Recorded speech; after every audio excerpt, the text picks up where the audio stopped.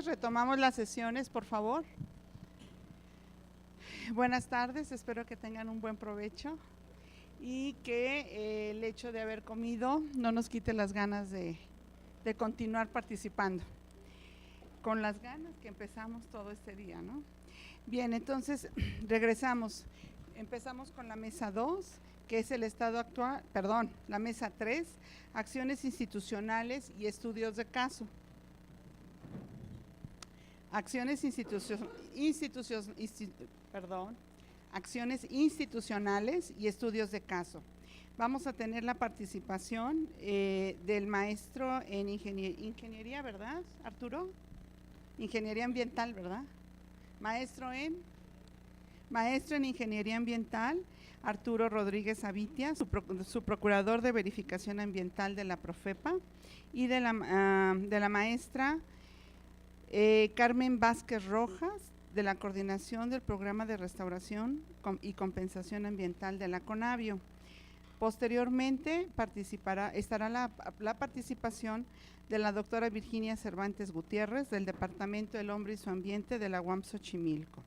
Y tendremos como comentarista de esta sección del día de hoy 3, y posteriormente el día de mañana al doctor Pedro Joaquín Gutiérrez Yurrita del CIEMAT.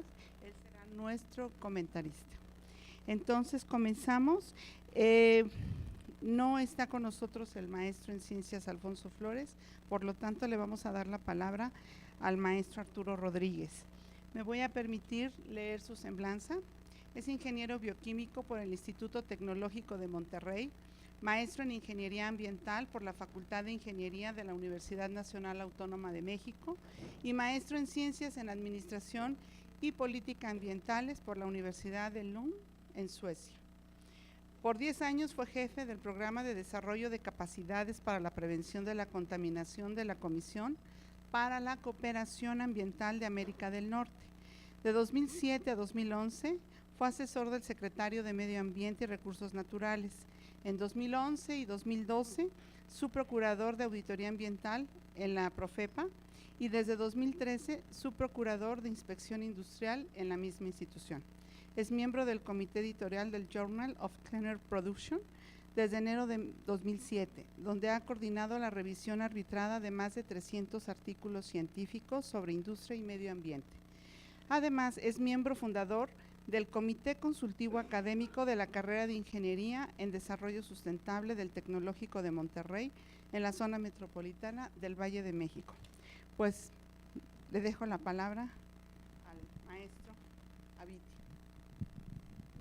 Muchas gracias, Yolanda, y muy buenas tardes a todos. Estuve esperando con ustedes allá afuera, los estaba yo mirando y veía que ustedes también miraban a la puerta. Y yo me preguntaba en qué momento va a empezar esto. Y creo que ustedes pensaban lo mismo. Y pues me da mucho gusto, quiero decirles que, aunque no lo dice en mi currículum, yo fui un estudiante politécnico porque yo estudié en la vocacional 6. Y mi padre… Sí, claro, eres de la Boca 6, estuviste en Boca 6. Bueno, en aquel entonces yo estudié ahí la carrera no la carrera, sino la carrera técnica, de técnico laboratorista agrobiólogo. Yo iba a estudiar en Chapingo, según yo, y al final de cuentas cambié de opinión por ser mal estudiante y terminé siendo bioquímico. Pero lo importante es que el Politécnico para mí tiene un lugar especial. Mi padre también fue politécnico y siempre me ha dado mucho gusto. En el estadio siempre estoy del lado del Politécnico, aun cuando también estudié en la UNAM. Y bueno, no es de esto de lo que vine a hablar, pero cuando me invitaron a este coloquio, me pusieron una tarea realmente difícil, porque lo que me encargaron fue hablar precisamente de lo que se puede ver en este título, que dice retos y oportunidades de la Profepa para resarcir, fíjense la palabra resarcir, los impactos ambientales de los proyectos de desarrollo económico. Y cuando yo vi esto, entonces empecé a pensar, bueno, exactamente de qué se trata. ¿Voy a hablar de impacto ambiental o voy a hablar de daño ambiental?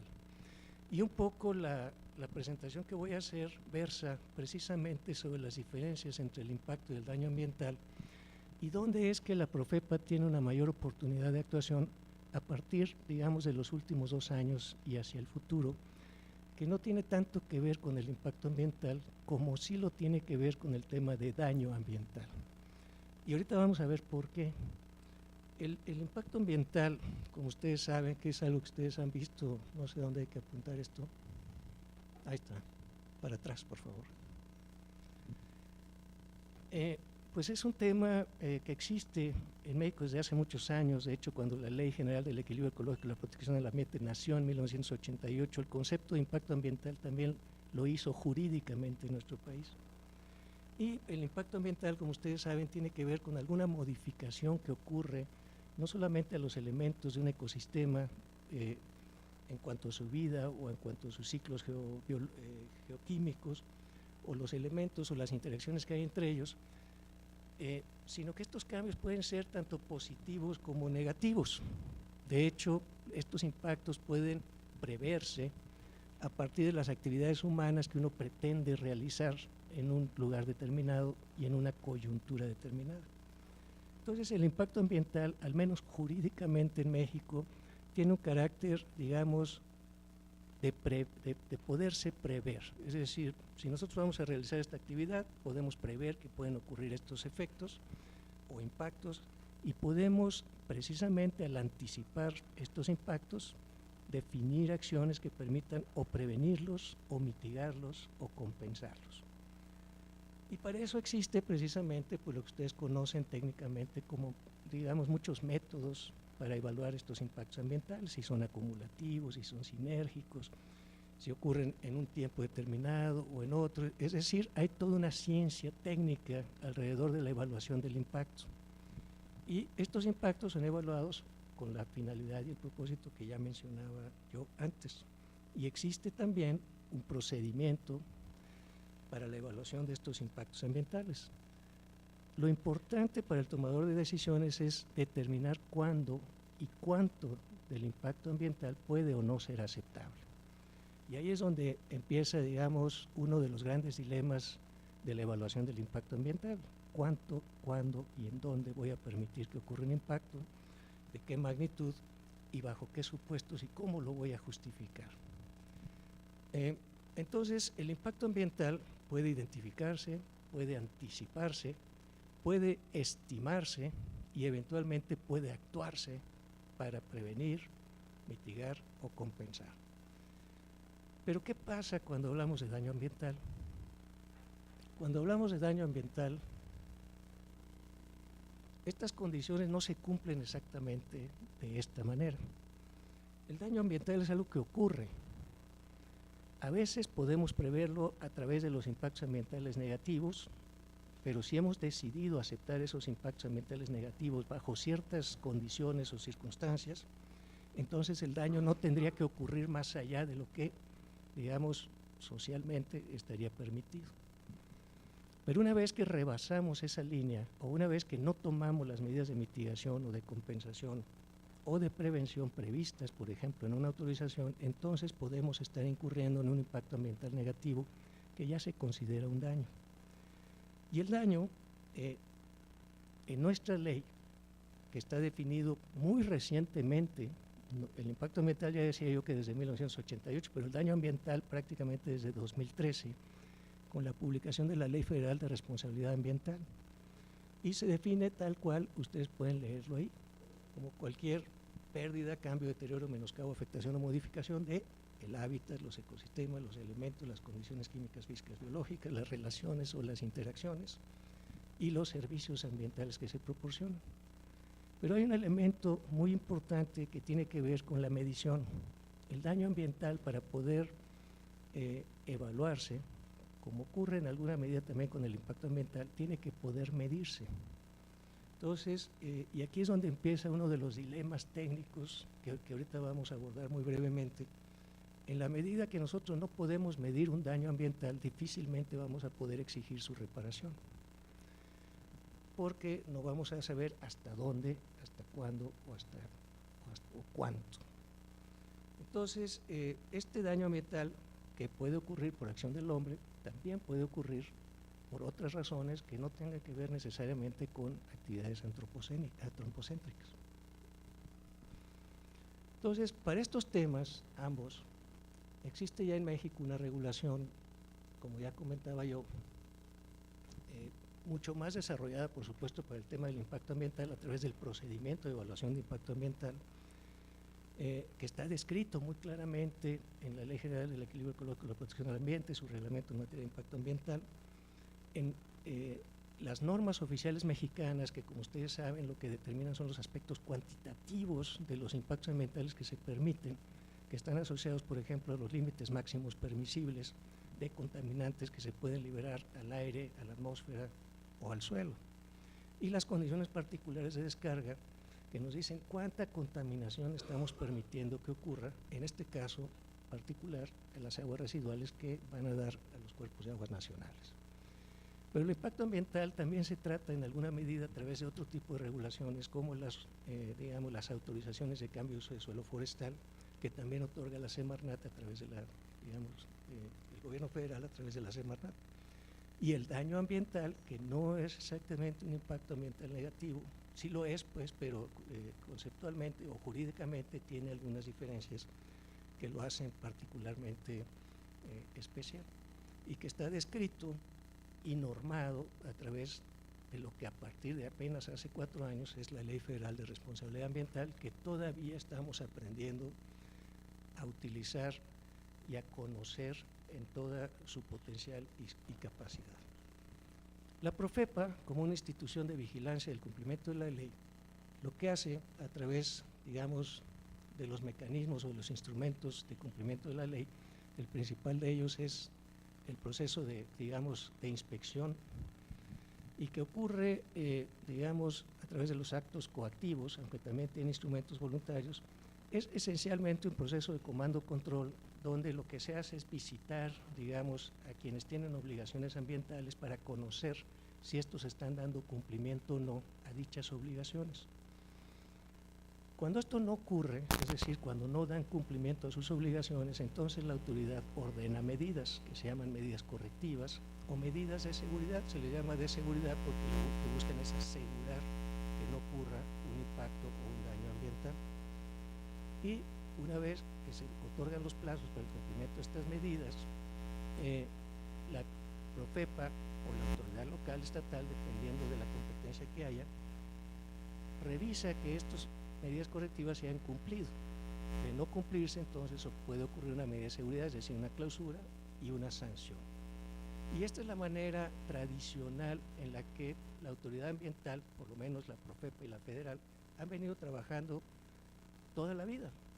Desde que existen acciones de vigilancia, nosotros hemos dependido, digamos, del procedimiento de inspección, que tiene serias limitaciones para poder exigir la reparación de daños ambientales, porque es un procedimiento que está diseñado para vigilar el cumplimiento de obligaciones, pero no para exigir reparación de daños. Y ahorita vamos a abordar este tema. De ahí la importancia de que el procedimiento de inspección, que acabo de describir de manera muy breve y simple aquí, sea complementado y sea enriquecido con otros instrumentos que permitan de una manera más efectiva exigir la reparación de los daños. Las medidas correctivas que el procedimiento administrativo puede dictar son medidas que corrigen comportamientos, pero no corrigen daños o situaciones que ya han ocurrido. Entonces, ¿qué pasa? Aquí es donde empiezan los retos. El daño ambiental, como ya mencionaba yo, y en una manera no muy distinta a la del impacto ambiental, porque el impacto ambiental se prevé a partir de lo que uno supone que va a ser. Pero el daño ambiental se hace sobre algo que ya ocurrió, y ahí es una de las primeras grandes diferencias. Para poder evaluar un daño ambiental, a diferencia del impacto ambiental, nosotros requerimos una referencia. Necesitamos medir un cambio que ha ocurrido como consecuencia de una conducta no deseada. Y para poder medir ese cambio, nosotros necesitamos conocer cuál era la situación original que guardaba, por ejemplo, un ecosistema determinado antes de que ocurriera el daño. De nosotros no conocer esta situación, va a ser muy difícil primero demostrar que ocurrió un daño y posteriormente evaluarlo adecuadamente para poder exigir su reparación.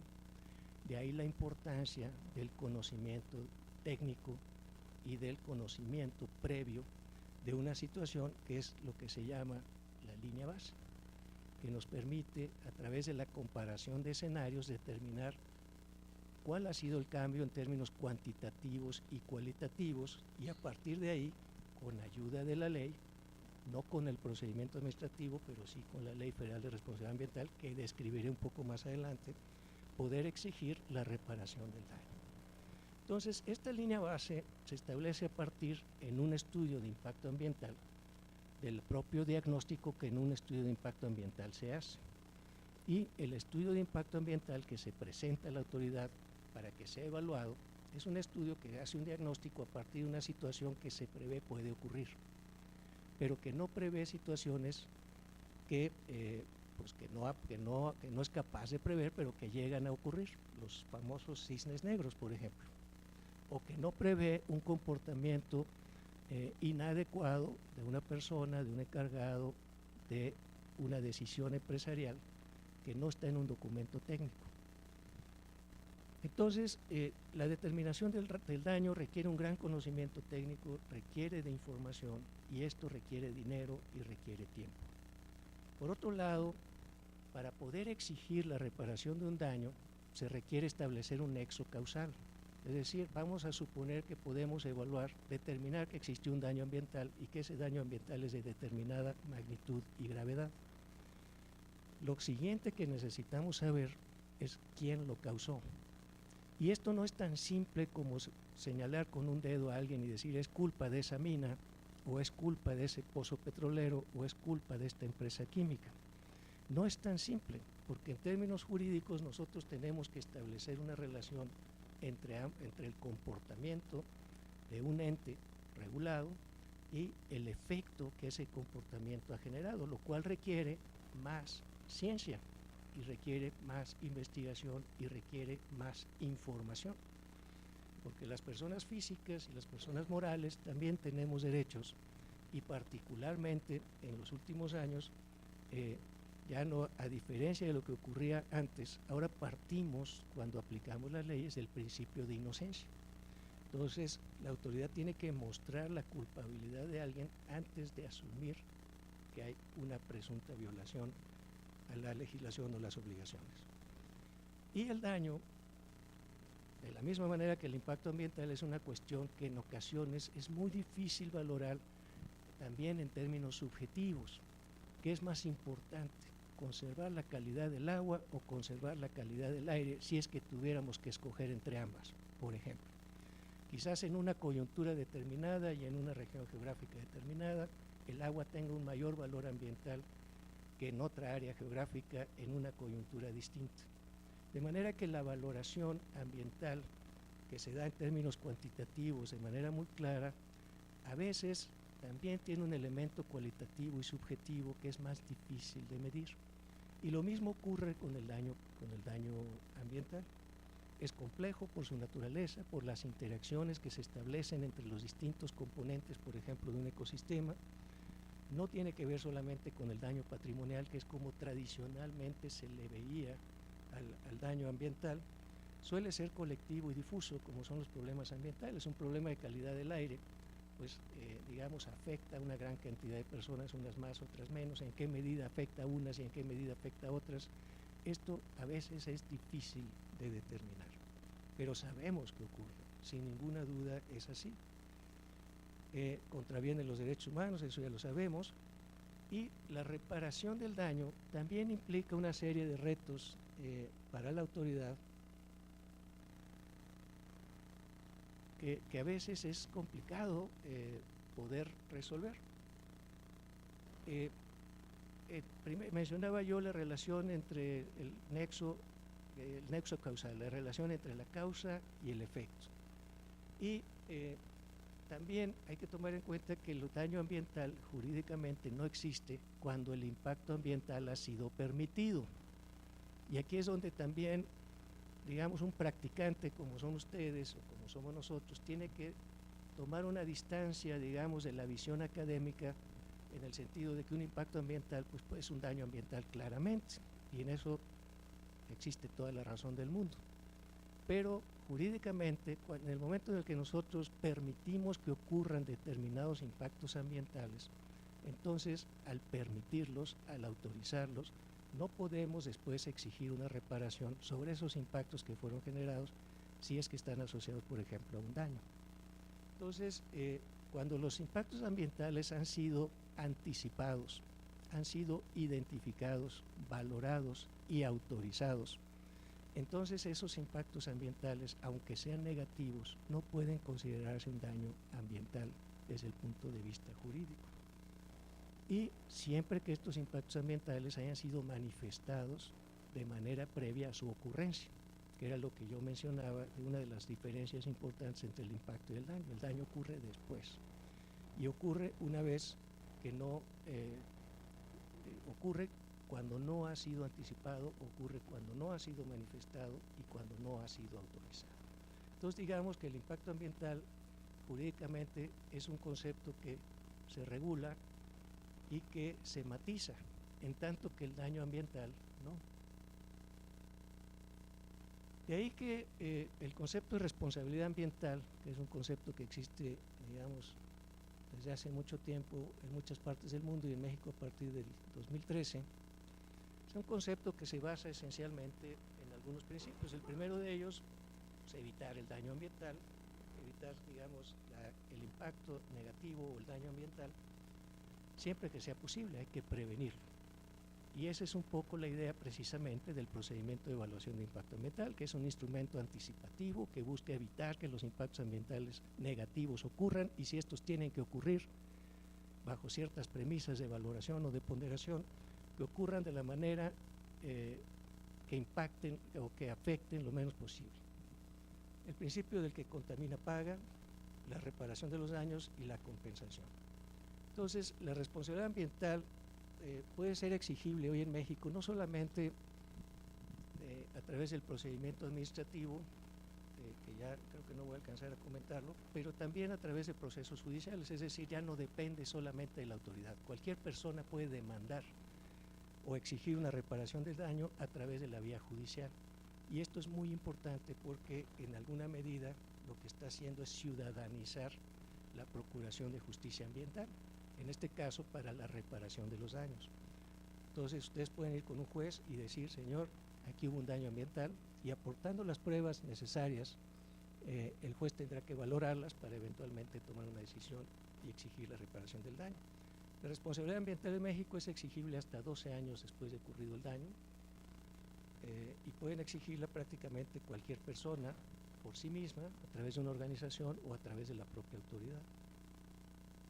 La responsabilidad ambiental exige en México, a través de esta ley, el criterio de equivalencia. Es decir, si nosotros afectamos un recurso, tendremos que compensar con un recurso de la misma calidad, cantidad y tipo.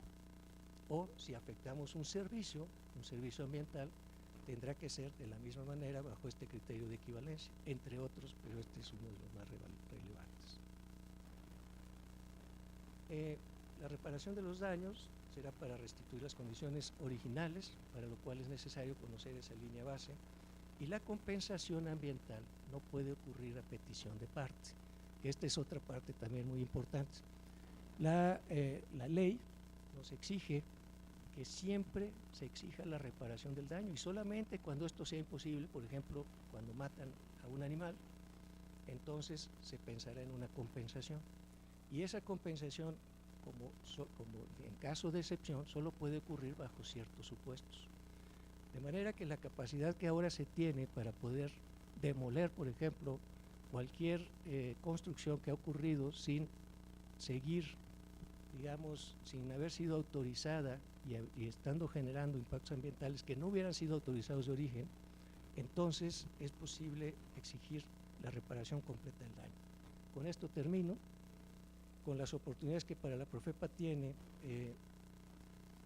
todo esto a partir de la publicación de la Ley Federal de Responsabilidad Ambiental, que viene a complementarse con una modificación que actualmente ha sido autorizada en la Cámara de Senadores y que está en proceso de autorización en la Cámara de Diputados, del título sexto de la Ley General del Equilibrio Ecológico y la Protección al Ambiente, que es el título que tiene que ver con las acciones de vigilancia.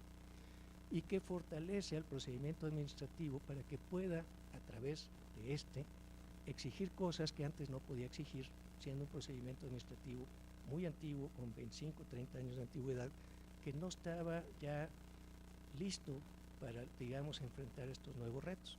Entonces, nosotros teníamos un procedimiento administrativo en la Ley General Forestal, de Desarrollo Forestal Sustentable, otra en la Ley General de Vida Silvestre, otro en la Ley General para la Prevención y Gestión Integral de los Residuos, y así sucesivamente. Entonces había, para poder exigir una reparación de daño donde había afectación al suelo, a la flora y a la fauna, necesitábamos recurrir a 3 leyes diferentes y abrir 3 procedimientos administrativos distintos. Con la reforma en la LGEPARO podemos atender todo eso de manera integral en un solo procedimiento administrativo, lo cual simplifica la acción de la autoridad y le permite ser más efectiva. También establece incentivos para que quien está provocando un daño y se dé cuenta de ello, de buena fe vaya y diga: estoy provocando un daño y puedo obtener beneficios jurídicos, no de perdón por supuesto, pero sí de atenuación de las sanciones y de las exigencias que se puedan tener. Se establecen nuevos medios de prueba al acta de inspección. Antes dependíamos, todavía hoy, solamente de lo que se asienta en un acta de inspección, y a partir, si es que esto prospera, que nosotros esperamos que sí, del próximo año, podremos contar ya con pruebas periciales, podremos utilizar drones, podremos hacer investigaciones previas y posteriores que nos permitan tener más elementos para determinar que existe un daño ambiental, para evaluar ese daño ambiental y para poderlo exigir de mejor manera.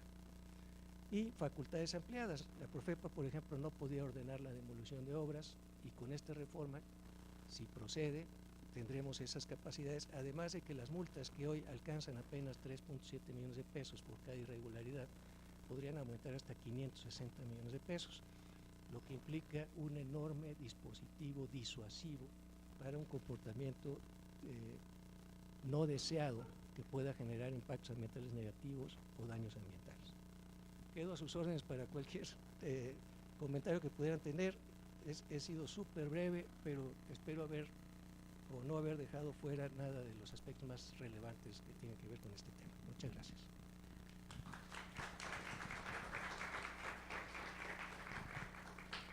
Muchas gracias, ingeniero. Bien, pues pasamos al momento de las preguntas. Si tienen alguna pregunta, a favor de levantar la mano.